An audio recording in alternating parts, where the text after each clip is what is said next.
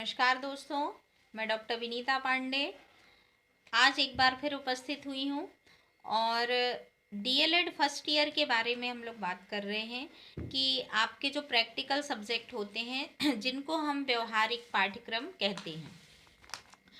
और ये जो आपका स्वबोध का पाठ्यक्रम जो है वो फर्स्ट ईयर में भी है और सेकेंड ईयर में भी है, जिसको हम सेल्फ अंडरस्टैंडिंग कहते हैं, जिसमें ये आपका एक आध्यात्मिक विषय है और जिसमें हम स्वयं के बारे में जानते हैं और स्वयं के बारे में बात करते हैं। तो ये जो आपका पेपर होता है ये आपका 50 नंबर का होता है और ये प्रैक्टिकल सब्जेक्ट है। सॉरी, आपका 100 नंबर का होता है ये, जिसमें आपका 50 मार्क्स आपके इंटरनल होते हैं और 50 मार्क्स जो हैं वो आपके एक्सटर्नल होते हैं।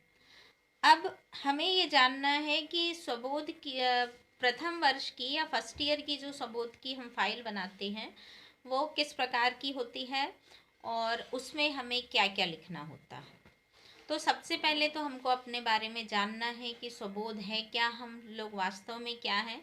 इन सब के बारे में थोड़ा सा आप थ्योरी पढ़ सकते हैं, अपनी टीचर से पूछ सकते हैं या खुद भी पढ़ सकते हैं। अब सवाल ये उठता है कि जो स्वबोध की फाइल बनेगी उसमें हमको कौन कौन सी ऐसी चीज़ है जिसको लगाना है। तो मुख्य रूप से हमको इसमें 5 तरह के डॉक्यूमेंट्स लगाने हैं और जिनके बारे में हमको लिखना है। और आपकी जैसी सिंपल फाइल्स होती हैं हमको उसी प्रकार की फाइल बनाना है, जैसे आपकी जूलॉजी, बॉटनी या साइंस की जो भी प्रैक्टिकल की आप हार्ड कवर की जो फाइल बनाते हैं जिसको आप टैग के द्वारा बांधते हैं, उस तरह की एक फाइल बनाना है। और इसमें हमको कुछ पेज आपने देखा होगा, पेज अलग से मिलते हैं हमको, तो वो करना है। और सबसे पहले हमको फ्रंट पेज बनाना है जिसमें आपको अपने कॉलेज का नाम लिखना है ऊपर। आप ऐसे चाहें तो रोटेट करके सर्किल बना करके भी लिख सकते हैं। तो आप अपने कॉलेज का नाम लिख दीजिए, फिर आप सत्र लिख दीजिए, आपका जो भी ईयर है वो लिखिए, अपने कोर्स का डीएलएड फर्स्ट ईयर लिख दीजिए। और सबमिटेड टू में आपके प्रोफेसर टीचर का नाम आएगा और सबमिटेड बाय में आपका खुद का नाम आएगा। इस तरह से आप इसका फ्रंट पेज बना सकते हैं। चाहे तो आप उसका प्रिंट आउट निकलवा लें और चाहे तो आप उसको खुद वो कर सकते हैं। अब बात ये उठती है कि हमको ऐसी कौन सी चीज़ें हैं जो उसके अंदर लिखना है या रखना है। तो आपको सेकेंड जो पेज बनेगा उसको भी आप फ्रंट पेज की तरह डेकोरेट करके फिर से वही चीज़ें उसमें लिख सकते हैं। थर्ड पेज में आप एक इंडेक्स बनाएंगे और इंडेक्स में आपको ये जो 5 प्रकार की चीज़ें मैं बता रही हूँ इन पांचों को आप लिखेंगे 1 2 3 4 5 करके। और आपके जो किनारे में जगह होती है वहाँ पर आप पेज नंबर डालेंगे और उसमें ये मेंशन करेंगे कि आपका जो पहला प्रश्न है उसको जो आपने पहली चीज़ लिखी है वो किस पेज नंबर से किस पेज नंबर तक जा रही है। तो आपको पेज की काउंटिंग और नंबरिंग भी करनी है। अब स्वबोध में हम देखते हैं कि पहला जो मेन इम्पॉर्टेंट चीज़ है वो लिखना है कि अपनी शैक्षिक यात्रा पर एक आलेख लिखना है आपको, या अपनी शैक्षिक यात्रा लिखिए या अपनी शैक्षिक आत्मकथा लिखिए, इस प्रकार का एक प्रश्न है। तो उसमें हमको अपनी प्राइमरी एजुकेशन, पहले आपको अपना परिचय लिखना है कि मेरा परिचय, साइड हेडिंग डालेंगे। फिर आपको लिखना है जैसे सो एंड सो में अगर मैं अपना देती हूँ तो मैं डॉक्टर विनीता पांडे, मेरा जन्म यहाँ हुआ, इतनी तारीख को हुआ। और मेरी, फिर आप प्रारंभिक शिक्षा दीजिए, अपने माता पिता का नाम लिख दीजिए। फिर आप अपनी प्रारंभिक शिक्षा लिखिए कि मैंने इस स्कूल में अपनी प्रारंभिक शिक्षा कक्षा 1 से 5वीं तक पढ़ाई मैंने यहाँ पर की, केजी मैंने यहाँ पर पढ़ी। अगर आप बाल मंदिर गए हैं तो वो भी लिख सकते हैं, आंगनवाड़ी गए हैं तो वो भी लिख सकते हैं। और मिडिल स्कूल की पढ़ाई आपने जिस स्कूल में की है उसका नाम लिखिए। फिर आप अपना हाई स्कूल की पढ़ाई के बारे में बताइए कि मैंने इस स्कूल में इस ईयर में हाई स्कूल पास किया है, इस ईयर में हायर सेकेंडरी किया है। और शैक्षिक यात्रा, आपकी जो उच्च शिक्षा है उसके बारे में भी बताइए कि आपका ग्रेजुएशन कहाँ हुआ है, आपका पीजी कहाँ हुआ है, या आपने अन्य कोई पत्रोपाधि या डिप्लोमा जो भी किया है उसके बारे में आप बताएंगे। और वर्तमान में भी लिखेंगे कि मैं डीएलएड का पत्रोपाधि परीक्षा की तैयारी कर रहा हूँ या कर रही हूँ। ये आपकी शैक्षिक यात्रा है और उसमें आपको फिर अंत में अपना अनुभव लिखना है कि आपने जीवन में जो इतनी पढ़ाई की है तो उसमें आपको क्या मिला, आपकी सोच उसके बारे में क्या है, आपकी क्या पॉजिटिव थिंकिंग है और आप अपने जीवन में कहाँ तक सफल हैं। तो ये आपकी हो जाएगी शैक्षिक यात्रा। फिर आपका जो सेकेंड भाग है उसमें है आपको स्वयं का आकलन कर अपनी सकारात्मक एवं नकारात्मक चीज़ें लिखनी है।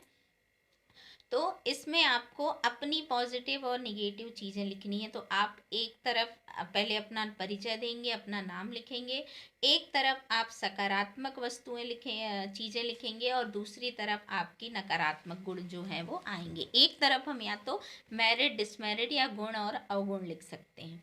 और हम सभी को ये पता होता है कि हमारी कमियां क्या हैं और हमारी खूबियां क्या हैं। तो आपको सकारात्मक में अपनी खूबियां लिखनी है और नकारात्मक में अपनी कमियां लिखनी है। जैसे हो सकता है कई विद्यार्थी जो है वो बहुत जल्दी किसी भी बात को बुरा मान जाते हैं, तो ये उनकी कमी है।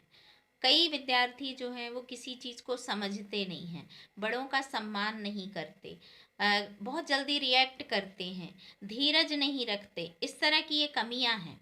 और कई लोग जैसे सत्य बोलना, हमेशा सत्य बोलना ये आपकी खूबी है, तो आप इसको अपने सकारात्मक थिंग्स में लिख सकते हैं।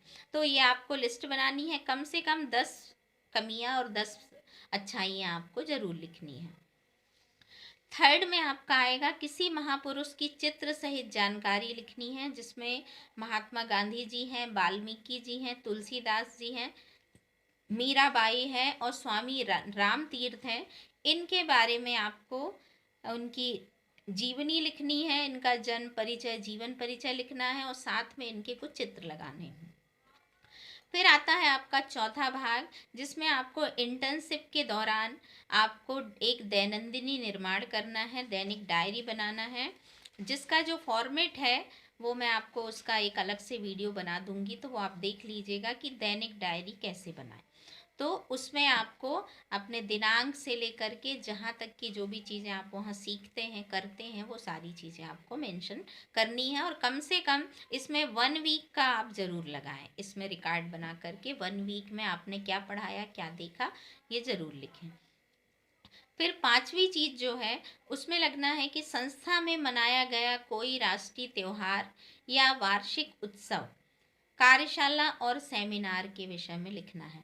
तो आपकी संस्था में या आप इतनी जो अध्यापन कार्य करके आए हैं, इतनी पढ़ाई की है आपने, तो बहुत सारे उत्सव देखे होंगे, उनके बारे में लिखना है। या कोई आपकी वर्कशॉप या सेमिनार आपकी संस्था में हुई है या आपने कहीं और देखी है, तो आपको उनके बारे में लिखना है कि किस प्रकार से मनाया जाता है। या आप 15 अगस्त 26 जनवरी अपने स्कूल में मनाते हैं, तो उसके बारे में पूरी रूपरेखा लिखिए कि हमको क्या करना होता है, किस किस चीज़ की तैयारी करनी होती है। ये सारी चीज़ों को विस्तार से हमको 1 से 1.5 पेज में लिखना है। तो इस प्रकार से अगर आप देखते हैं तो आपका 12 से 15 पेज में आपकी स्वबोध की फाइल जो है वो तैयार हो जाती है और आप इसको बेझिझक बहुत अच्छे से कलात्मक रूप से तैयार करके, चित्र बना करके बहुत अच्छा डेकोरेट करके लगा सकते हैं, दिखा सकते हैं। इसमें आप तरह तरह के पेपर कटिंग का भी यूज़ कर सकते हैं, कलर को यूज़ कर सकते हैं, मोतियों का यूज़ कर सकते हैं, जिस भी तरह से चाहें आप इस फाइल को बना सकते हैं। तो आशा है कि आपको स्वबोध फर्स्ट ईयर की फाइल जो है सेल्फ अंडरस्टैंडिंग वो समझ में आ गई होगी कि आपको इस फाइल में क्या बनाना है और क्या लिखना है। आज के लिए बस इतना ही। धन्यवाद।